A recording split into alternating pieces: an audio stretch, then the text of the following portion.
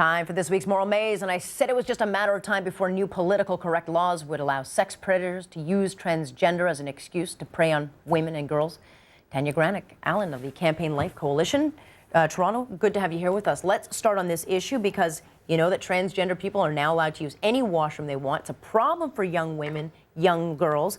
We have a case here in Toronto of a man who's actually just waiting to get dangerous offender status because he used transgender as an excuse to be a pervert, basically. That's pretty much it. And Alex, this is something that I've been championing and mentioning in previous episodes of Moral Maze, is that women have a right to be protected.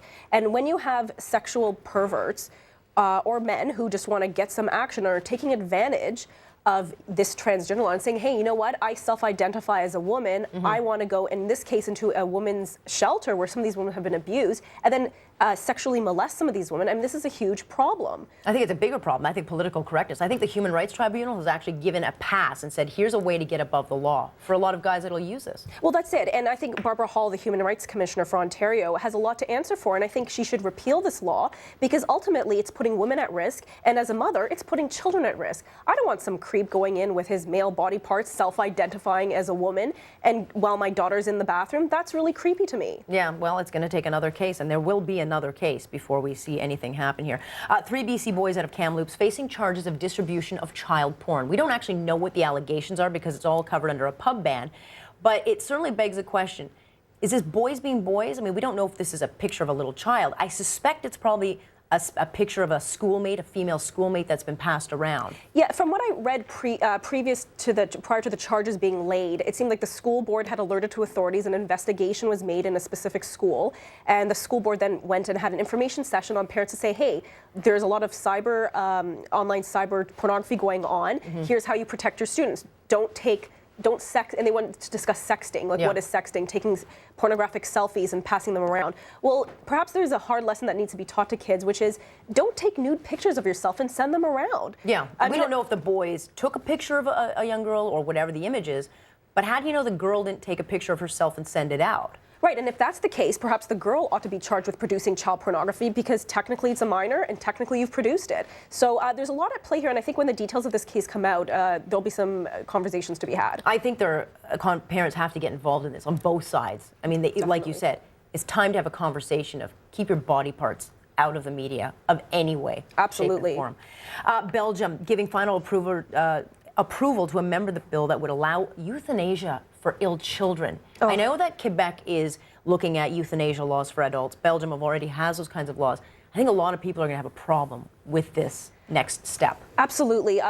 Like just last week, Belgium said yes to euthanasia for kids under 18. This is a big problem, especially when there's such widespread abuse already with euthanasia in Belgium. A third of euthanasia that goes on in Belgium is done without patient consent. That's a huge problem. So when I hear about Quebec, who's closely modeled its Bill 52, which should be passing next week, after the Belgian model, of course, it's very alerting.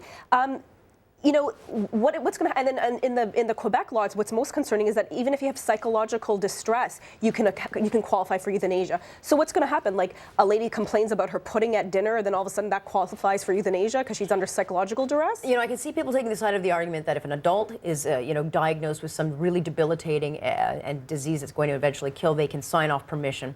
But I think a lot of people would have a huge issue, especially in this country, for anyone signing on behalf of their child, taking away their voice. I think it's a huge problem, and I think that's why the global outcry against Belgium has been so strong. Although Belgium, believe it or not, is quite surprised at the world's reaction to their laws. Of course. Did Marius the giraffe really have to die? This is, of course, that 2-year-old giraffe out of Copenhagen that was put down because basically it was inbred during the zoo's breeding program. They not only euthanized it, but they then stripped of its hide and fed it to the tigers in front of children and parents and filmed it.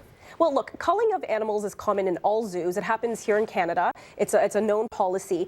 Do I think it was a good PR move to dissect an animal and then feed it to the lions? No, but at the end of the day, let's be serious. Lions are natural predators for giraffes, and lions they don't live only on quinoa in the jungle. So this is a normal fact of life. Lions eat giraffes. Yeah, I mean, I don't know what they were. They actually have no shame about this. They completely justify that they were protecting the health of all those animals, and this is what would happen in the wild anyway.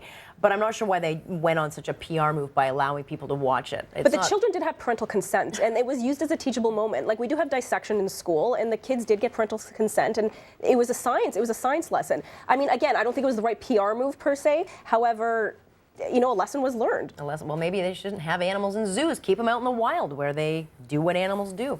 All right, Tanya, got to leave it there. Thank you so much. Thank you.